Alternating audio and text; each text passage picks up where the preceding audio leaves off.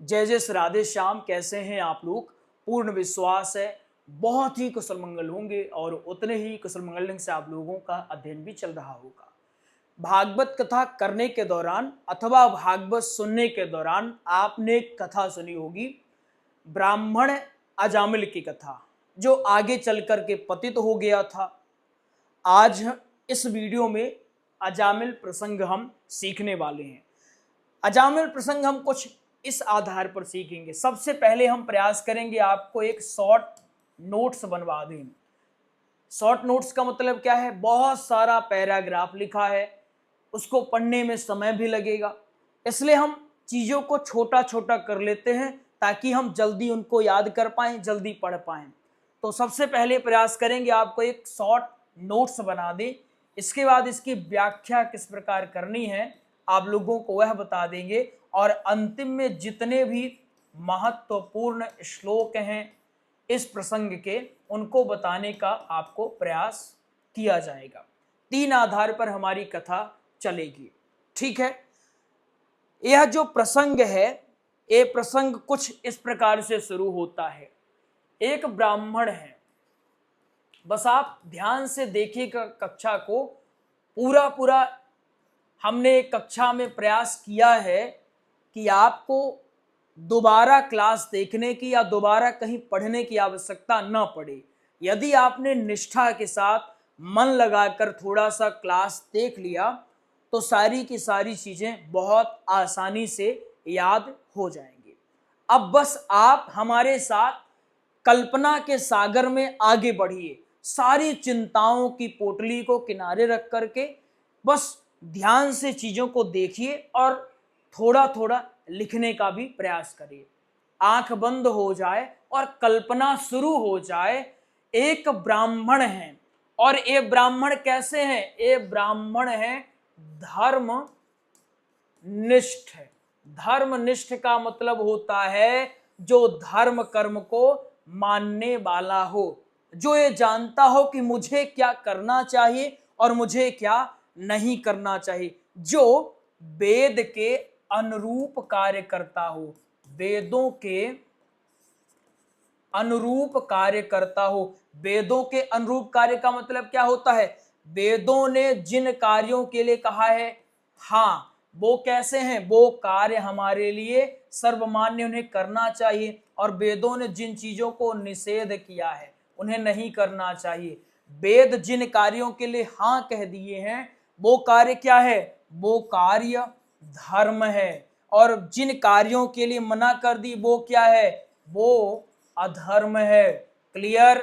समझ में आया इतना? फिर से बता देते हैं। एक ब्राह्मण है, कथा यहीं से हमारी शुरू हो रही है अजामिल प्रसंग की। एक ब्राह्मण है जो धर्म निष्ठ है। कैसे हैं? धर्म निष्ठ है। धर्मनिष्ठ का मतलब है जो वेदों द्वारा निर्देश दिया गया है उसको मानता हो।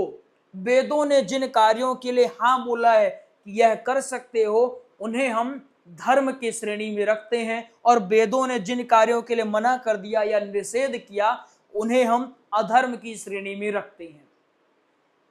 ये जो ब्राह्मण है धर्मनिष्ठ है, अर्थात धर्म कर्म को मानने वाले। इन्हीं का एक पुत्र हुआ। क्या हुआ? इन्हीं का एक पुत्र हुआ, और उस पुत्र का नाम हुआ अजामिल। क्या नाम था? अजामिल। अजामिल भी ठीक अपने पिताजी के जैसे ही था। अजामिल भी नित्य पूजा पाठ करना, होम इत्यादि करना, दान करना, भगवान के नित्य सेवा करना, द्वार पर कोई महात्मा संत आ जाएं तो दौड़ करके जाना, खुद भूखे रह लेना परंतु भिक्षुक को भोजन करवाना, ये इनके संस्कार में था। इन्हें एक और कार्य पसंद था कि जब भी मेरे पिताजी पूजा करें तो मैं पूजन की सारी सामग्रियों को जंगल में जाकर के एकत्रित करूं। चाहे वो हवन करने वाली सामग्री हो, चाहे वह भगवान के श्रृंगार करने वाली सामग्री हो, सारी सामग्रियों को मैं एकत्रित करूं। इन्हें यह पसंद था। अवस्था कम थी परंतु ज्ञान की सीमा ठीक ठाक थी। पिताजी से बहुत सारे दिव्य ज्ञान मिलने के कारण अजामिल बहुत ही शीघ्र एक ज्ञानी ब्राह्मण बन गए। क्या बन गए? ज्ञानी ब्राह्मण बन गए। इतना समझ में आया? पिताजी का नाम मेंशन नहीं है भागवत कथा में। कुछ लोग सूर्य कहते हैं, लेकिन सूर्य इनके पिताजी का नाम नहीं है। जब हमको ऑथेंटिक चीजें नहीं मिलती हैं, संशय रहता है, तो अच्छा ये होगा कि उन्हें ना बोला जाए। भागवत महापुराण में स्पष्ट वर्णन हमें देखने को नहीं मिला है, सिर्फ लिख दिया गया है कि अजामिल के पिताजी। ठीक, यहां तक समझ में आया? वर्णन कर लेंगे, अब बोलना कैसे वो समझिए। कालांतर में एक ब्राह्मण थे जो धर्मनिष्ठ थे। उनके एक पुत्र हुआ, उस पुत्र का नाम अजामिल था। अजामिल भी अपने पिता की भांति ज्ञानवान था और एक दिव्य बालक था। अब हम आगे की बात समझते हैं। ये आपने लिख लिया ना? बस इतने में ही आप बहुत सारा वर्णन ठीक ठाक ढंग से कर सकते हैं। क्लियर है? बन जाएगा। अब हम आगे का देखते हैं, आगे क्या हुआ। एक दिन क्या हुआ, अजामिल को पिताजी ने आदेश दिया। क्या दिया? पिताजी ने आदेश दिया। और आदेश क्या दिया कि पुत्र तुम जंगल जाओ और जंगल में जाकर के पूजन की सामग्री एकत्रित करो। पूजन सामग्री, और भागवत में लिखा है पुष्प। ठीक है ना, कि भागवत में क्या है कि पुष्प एकत्रित करके लाओ। क्लियर? चलो, अब पिताजी का आदेश अजामिल को मिल गया। अजामिल जंगल में भटकते भटकते पहुंच गए। नित्य जैसे रोज जाया करते थे, इनका कार्य ही था जंगल में जाना है और पूजन की सामग्री लेकर के आना है। ये जंगल में पहुंचे, तभी जंगल में लकड़ी लेकर के जब आ ही रहे थे तो एक कुटिया में इनको कुछ ऐसा दिख गया जिसके बाद से इनका सारा जीवन बदल गया। उसके बाद से ये फिर कभी भी धर्मनिष्ठ नहीं हो पाए। इसीलिए कहा जाता है अच्छा देखो, अच्छा सुनो और अच्छा बोलो, क्योंकि जैसा देखोगे, जैसा सुनोगे, जैसा बोलोगे, वैसे ही हो जाओगे। अजामिल कुछ दृश्य को देखता है। वो दृश्य कुछ इस प्रकार का है। एक गणिका है, ठीक, या एक वेश्या है। कौन है? एक वेश्या है जो मदिरा का पान करके रखी है। मदिरा का पान एक वेश्या ने करके रखा है। साथ ही साथ एक पुरुष है, एक पुरुष है। यह पुरुष भी मदिरा का पान करके रखा है। दोनों मतवाले हो रहे हैं। जो वेश्या है, मदिरा पान करने के कारण इसकी आंखें गोल गोल घूम रही हैं। दूर पेड़ के आड़ में छिप करके यह दृश्य अजामिल देख रहे हैं। अजामिल चूंकि ज्ञानी व्यक्ति हैं, ज्ञान के कारण इन्होंने ऐसा दृश्य न देखे, इसका पूरा का पूरा प्रयास करें कि मैं ये दृश्य नहीं देखूंगा, क्योंकि मैं तो ज्ञानी हूं, मेरे अंदर शास्त्र समाहित है, इसलिए मुझे ऐसा दृश्य नहीं देखना चाहिए। स्वयं को लाख बार मनाने के बाद, अपने मन को बार बार खींचने के बाद भी अजामिल का मन इधर से आया नहीं। समझ रहे हैं बात को? अजामिल लकड़ी लेकर के आ रहे हैं, बीच में ही इनको एक दृश्य दिख गया। दृश्य को देख करके ये अपने आप को रोके कि मैं ऐसा नहीं देखूंगा। फिर भी कामदेव ने इनके ऊपर ऐसा बाण चला रखा था कि ये अपने आप को नियंत्रित नहीं कर पाए। पेड़ की आड़ में छिप करके दृश्य देख रहे हैं। वैश्या मदिरा पान करके बैठी है, एक पुरुष भी मदिरा पान करके बैठा है, और दोनों अर्ध नग्न की अवस्था में है।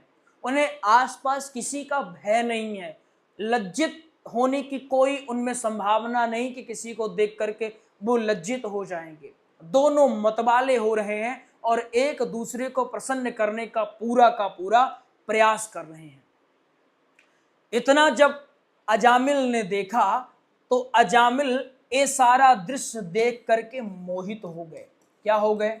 मोहित हो गए। ये सारा दृश्य जब देखे तो मोहित हो गए। इसलिए बच्चों को कहा जाता है कि गलत चीजें मत देखा करो, क्योंकि गलत चीजें देखने से हमारे विचार भी धीरे धीरे वैसे हो जाते हैं। आपके घर में अगर बच्चे हैं तो उनको अच्छी चीजें दिखाइए। अब आप बताइए, जो बच्चा हमारी क्लास देख रहा होगा उसको अच्छी चीजें मिल रही होंगी, उसके विचार में यही आएगा, प्रेरणादायक चीजें आएंगी, और एक कल को काम भी आने वाला है। कहीं चार लोगों के सामने बैठेगा तो अच्छी बात कहेगा। वेश्या को देखकर अजामिल मोहित हो गए। अब मोहित तो हो गए, परंतु यह वेश्या ऐसे किसी के साथ तो जाएगी नहीं। अजामिल पहुंचते हैं वेश्या के पास और कहते हैं, देवी, मैं आपको देखकर मोहित हो गया हूं। अगर आप मेरे घर में चलें तो मैं आपके लिए हर वो चीज करूंगा जिससे आप प्रसन्न रहें। वेश्या कहने लगी, मैं कैसे मान लूं? दूसरे दिन अजामिल अपने घर से बहुत सारा गहना लेकर के आए। अजामिल की एक पत्नी भी थी, हाल ही में विवाह हुआ था। विवाह हुए लगभग 1 से 2 वर्ष ही हुए थे। पत्नी के चोरी चोरी में पत्नी के जितने गहने थे वो लेकर के आए और इस वेश्या के सामने रख दिए। वेश्या ने जब खूब सारा गहना देखा, धन देखा, तो वो सोचने लगी, इसके पास इतना धन है, चलती हूँ इसके पास और यहीं रुक जाती हूँ, रुकने का एक ठिकाना मुझे मिल गया। वेश्या आकर के घर में इनके रुक गई। अब ये अपनी पत्नी के साथ, पिताजी के साथ दुर्व्यवहार करने लगे, अपनी पत्नी को दूर दूर भगाने लगे। पत्नी बार बार आती, बार बार इनसे निवेदन करती, स्वामी आप शायद भटक गए हैं, हमारा समाज, हमारा परिवार हमको स्वीकार नहीं करेगा, मैं नव विवाहिता हूँ, अब मेरा कौन सहारा होगा। उस समय की स्थिति भी कुछ ऐसी थी कि यदि पति ने छोड़ा है तो फिर उस पत्नी का कोई सहारा नहीं होता। बार बार निवेदन करने के बाद भी अजामिल अपनी पत्नी को स्वीकार नहीं किए। घर में वेश्या को लेकर के आए और दिन रात इसी की सेवा में लग गए। अब वेश्या जैसा कहती अजामिल वैसा करने लगे। वेश्या घर में आ गई है। अब हम यहां आते हैं।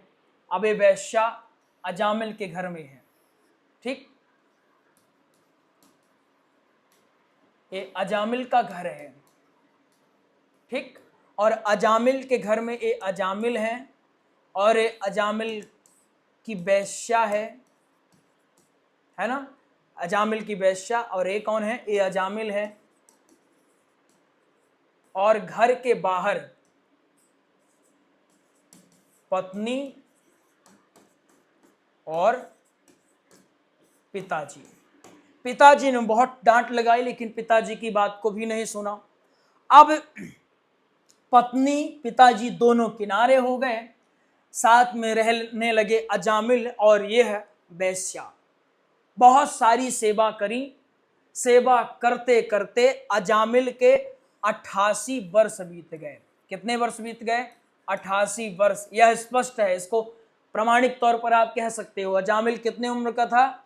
88 वर्ष जब मृत्यु हुई। ऐसा करते करते, वेश्या की सेवा करते करते अजामिल के 88 वर्ष बीत गए। और इस 88 वर्ष में अजामिल ने इस वेश्या से 10 पुत्र प्राप्त किए। कितने? 10 पुत्र प्राप्त किए। और 10 पुत्रों को ही अपना जीवन समझ रखा। पहले वेश्या, उसके बाद समझना इस ये जो 10 पुत्र हैं, इन 10 पुत्रों को अपना जीवन समझ लिया। खूब सेवा करते। एक कथा और भी है, उसको भी हम यहीं पर समझ लेते हैं। भागवत में लिखा तो नहीं है, लेकिन बहुत सारे वक्ता इसको कहते हैं, प्रमाणिक भी कुछ कुछ है, इसलिए हम उसको भी समझ लेते हैं। अजामिल के 9 पुत्र हुए। 10वें की जब बारी थी तभी गांव में कुछ संत आए। ठीक, अजामिल के गांव में संतों का आगमन हुआ। संतों का आगमन, इसको भी आप बोलेंगे। क्लियर है? अजामिल के गांव में कुछ संतों का आगमन हुआ। संतों को गांव वालों ने देखा तो कुछ देना न पड़े और दोबारा संत मेरे गांव में न आए, यह सोच करके गांव वालों ने संतों का अपमान किया और संतों को कह दिया कि आप अजामिल के घर चले जाइए। कहाँ जाइए? आप अजामिल के घर चले जाइए, आप वहीं जाकर के निवास करेगा, वहां उत्तम व्यवस्था है आपके रहने की और भोजन की। ऐसा क्यों कहा? गांव वालों ने सोच करके कहा कि यदि अजामिल के घर में हम भेजते हैं इन संतों को तो अजामिल के घर में इनका अपमान भी होगा, कहीं अजामिल निकल करके संतों को मारे भी ना, और अगर संतों ने मार खा लिया तो दोबारा हमारे गांव में आने की हिम्मत नहीं करेंगे। ऐसा सोच करके गांव वालों ने संतों को अजामिल के घर में भेजा। जैसे ही ये संत अजामिल के घर में पहुंचते हैं, बाहर घर के अंदर से घर से पत्नी निकलती है या वेश्या निकलती है, घर से वेश्या निकलती है और वेश्या ने संतों को प्रणाम किया, आदर पूर्वक उनको भोजन के लिए सामग्री दी और उन्हें बताया कि आप यहाँ से जाइए, अगर मेरे पति आ गए तो हो सकता है आपको कुछ भला बुरा कहें। संत ऐसा सोच करके पास में ही एक वृक्ष के नीचे अपना आसन जमा करके बैठ गए और भोजन किए। भोजन करते ही इन संतों को संकेत मिल गया कि ये किसी योग्य ब्राह्मण का घर है, परंतु वह पतित हो चुका है, क्यों ना उसका तार किया जाए, उसको तारा जाए, उसको फिर से भगवान के मार्ग में जोड़ा जाए। ये संत पुनः अजामिल के घर में पहुंचते हैं और उस वैश्या से कहते हैं कि देवी, तुम्हारे कुछ महीनों में एक पुत्र होगा और हम चाहते हैं तुम अपने पुत्र का नाम क्या रखो? पुत्र का नाम रखो नारायण। क्या रखो? नारायण। क्लियर है ना? समझ में आ गया? अब नारायण नाम किस प्रकार पड़ा आप समझ गए हैं। क्लियर? कोई पूछेगा तो बता देंगे। अजामिल के गांव में संतों का आगमन हुआ, संतों का निरादर करने के उद्देश्य से गांव वालों ने संतों को अजामिल के घर में भेजा। अजामिल की पत्नी जो वेश्या थी उसने संतों को भोजन दिया, भोजन की व्यवस्था की। उसके बाद संतों ने कुछ उपकार करना चाहा, उपकार के रूप में वेश्या से कहते हैं कि तुम्हारे यहाँ जो पुत्र होगा उसका नाम तुम नारायण रख देना। कुछ समय बाद जब पुत्र हुआ तो वेश्या ने अपने पुत्र का नाम नारायण ही रखा। अब नारायण रखने के बाद अजामिल को कोई दिक्कत क्यों नहीं हुई? भाई वो धर्मनिष्ठ नहीं था तो समस्या तो होनी चाहिए, लेकिन उसको समस्या क्यों नहीं हुई? ये तो प्रश्न उठेगा ना कि आखिर उसको कोई प्रॉब्लम क्यों नहीं हुई? उसको समस्या तो होनी चाहिए थी। देखिए, जब भगवान किसी को तारना चाहते हैं तो फिर बहुत सारे रास्ते हमारे तैयार कर देते हैं। संभवतः इसीलिए अजामिल को कोई समस्या नहीं हुई थी। एक बात और है, ये जो अजामिल का गांव है ये यूपी में है। कहाँ है? यूपी में। उसको कान्य कुब्ज पहले कहा जाता था, कान्य कुब्ज कहा जाता था। वर्तमान में उसको कहा जाता है कन्नौज। क्या कहा जाता है? कन्नौज। एक बात और समझिए, ये हमारे भारत का मैप है। ये क्या है? भारत का हमारे मैप है। यहाँ मध्य प्रदेश और यहाँ पर यूपी है। यूपी में ही ये जिला है कन्नौज। क्लियर? ये आप मैप के थ्रू ध्यान दे दीजिएगा। यूपी के कन्नौज में ही अजामिल का गांव है।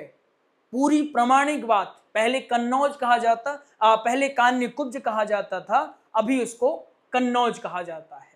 ठीक है, इतना समझ में आया? अब बताइए, इतनी व्याख्या आप कर लेंगे कि नहीं कर लेंगे?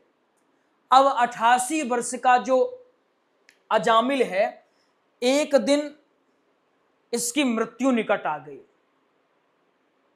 खटिया में लेटा हुआ था। जो इसकी पत्नी थी यह कहीं बाहर गई हुई थी। अचानक यमदूतों का आगमन हुआ और यमदूत, अब ऐसे देखिएगा, एक खटिया है ना? अब एक खटिया में 88 वर्ष का अजामिल लेटा हुआ है। अजामिल लेटा है और अजामिल का सबसे ज्यादा प्रेम कौन है? छोटे पुत्र में, और छोटे पुत्र का नाम है नारायण। क्या नाम है? छोटे पुत्र का नाम नारायण है। अजामिल की मृत्यु जब निकट आई तो काले काले पार्षद आए, यमदूत आए, है ना। काले काले दो यमदूतों का आगमन हुआ और यह यमदूत अजामिल के जो सूक्ष्म प्राण हैं इसको खींच करके ले जाने लगे। अजामिल को इतनी पीड़ा हुई और अपने पुत्र के प्रति वो इतनी आसक्त में फंसा हुआ था कि मरने के बाद उसको लगा कि मैं अपने पुत्र का चेहरा एक बार देख लूं तब मैं मरूं। ऐसा सोच करके वो जोर जोर से नारायण नारायण चिल्लाने लगा। क्योंकि मृत्यु उसकी निकट है, प्राण निकल रहे हैं, तो उसकी जो आवाज थी उसमें बहुत ज्यादा दर्द था। वो दर्द भरी आवाज से जोर से चिल्लाता है, नारायण नारायण नारायण। ऐसा जब वो चिल्लाता है तो यह आवाज सुन करके भगवान के दो जो चमकदार पार्षद हैं उनके कानों में नारायण शब्द पड़ा, दौड़ करके आए। अब ये यमदूत के पार्षद हैं, यमदूत है, यमराज के पार्षद यमदूत हैं, और ये श्री हरि के पार्षद हैं। दो लोग ये भी आए। अब जब इन्होंने देखा ये काले काले कोई व्यक्ति हैं, इस संत पुरुष को लेके जा रहे हैं। अब संत क्यों? क्योंकि अंत में भगवान का नाम लिया। भगवान के पार्षदों ने यमदूत से पूछा, क्यों भाई तुम लोग कौन हो? इस संत को कहां लेके जा रहे हो? इन लोगों ने बताया अपना परिचय, कहा हम यमदूत हैं और जिसे आप संत कह रहे हैं उसका इतिहास संभवतः आप जानते नहीं हैं, आपसे कोई भूल हो गई है। भगवान के पार्षदों ने कहा भूल नहीं हुई, शायद तुमने नहीं सुना, यह व्याकुल होकर के नारायण नारायण पुकार रहा है। यमदूतों ने कहा नारायण अपने पुत्र को पुकारा है, इसके लड़के का नाम नारायण है, भगवान को नहीं बुलाया है। पार्षदों ने फिर से कहा काले कलूटो एक बात बताओ, जो ये नारायण इसके पुत्र का नाम है, ये कब पड़ा नाम? कलूटों ने कहा 1 साल हो गया, 1 वर्ष हुआ, ठीक है। और मेरे भगवान तो आदिकाल से हैं, हमेशा से हैं वो। तो एक बात बताओ, मेरे भगवान पुराने कि ये लड़का? यमदूत ने कहा आपके भगवान पुराने। नाम किसका पुराना? भगवान का नाम पुराना, किसका नाम पुराना? इसका तो 1 साल ही क्या है, भगवान का तो अनादिकाल से चला रहा है। इस हिसाब से देखा जाए तो ये नारायण किसका नाम हुआ? मेरे प्रभु का नाम हुआ। अब ये चाहे जिसको बुलाया हो ये मुझे नहीं पता, इसने भूल से बुलाया है, जानबूझ के बुलाया, ये भी मैं नहीं जानता। मुझे तो भगवान ने ये कह रखा है मरते समय जो भी भगवान का नाम ले उसको कभी भी यमदूतों के हाथों मत सौंपना, उसको कभी भी नरक की प्राप्ति न होने देना, ऐसा मुझे भगवान ने प्रेरित किया है। इसीलिए अब हम इसके आत्मा को तुम्हें ले जाने नहीं देंगे, अब इसको हम लेके जाएंगे। पार्षदों ने यमदूत को दिव्य ज्ञान दिया, यमदूत भी समझ गए। अंत में भगवान के पार्षद अजामिल को ले जा करके भगवान के श्री चरणों में स्थापित कर दिए। अजामिल खूब व्याकुल हुआ, क्योंकि ज्ञान की बातें सुन रखा था अजामिल ने, तो पुनः जो इसका ब्राह्मणत्व था वह जागृत हुआ। एक समझ गया कि मैंने बहुत बड़ी गलती की है, मैं जो वेश्या थी उसकी कोख से अपनी संतान उत्पन्न की है, मैंने अपनी पत्नी अपने पिता का अपमान किया है, मैंने सारा जीवन एकत्रित किया हुआ ज्ञान एक पल में नष्ट कर दिया। मैं इतना मूर्ख था कि मैं ये नहीं समझ पाया कि मेरा मन भटक रहा है, मैं तो उसको खींच लाऊं, अपने मन तक को मैं नियंत्रित नहीं कर पाया। बहुत पश्चाताप हुआ। अंत में भगवान से क्षमा याचना कर लिया तो सारे पाप नष्ट हो गए। उसके बाद यमदूत पहुंचते हैं यमपुरी में यमराज बैठे हुए हैं। सारा वृत्तांत यमदूतों ने सुनाया। जब यमदूतों ने सारा वृत्तांत सुनाया तो यमराज कहते हैं धीरे धीरे बोलो, ज्यादा नारायण नारायण चिल्लाओगे ना तो अभी आ जाएंगे, यहाँ जितने पापी हैं सबको ले जाया जाएगा। क्योंकि अगर किसी ने भूल से भी नारायण नारायण शब्द उच्चारित कर दिया, मन में सोच भी लिया, चाहे वो क्रोधवश, प्रेमवश, लोभवश, जानकर अनजान कर जैसे भी नाम ले लिया, तो उसका उद्धार हो जाएगा। ऐसा भी वर्णन है कि अगर आप सारे नाम नहीं ले सकते तो सिर्फ नारायण नारायण या श्री कृष्ण कहिए, इसी से उद्धार हो जाता है। अब आपको भागवत कथा के इस प्रसंग के जितने महत्वपूर्ण श्लोक हैं उसके बारे में बताते हैं। इसके पहले आपको एक जानकारी दे दें, हमने भागवत कथा, श्री राम कथा, सत्संग एवं शिव महापुराण